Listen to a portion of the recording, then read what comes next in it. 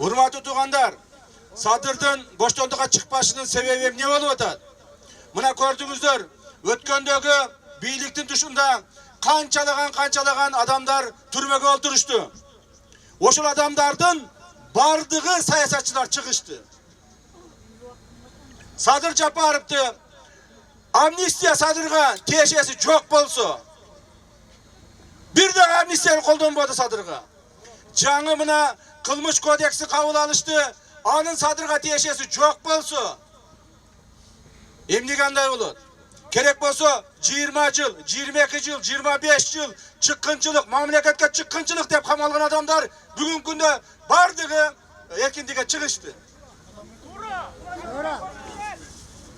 Ал эми эмне үчүн Садыр чыкпайт?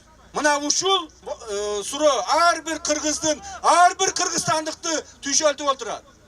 Урматтуу туугандар, ушул маселелер бүткөндөн кийин биз көпчүлүгүбүз суранып, Садырга айтып,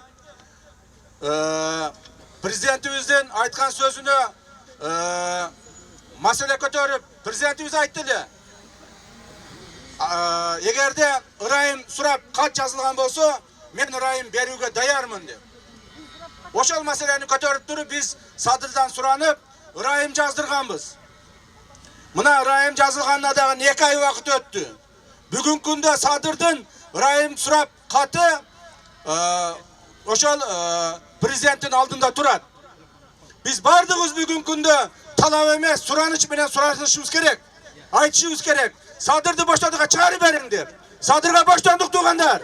Боштондук! Садырга боштондук!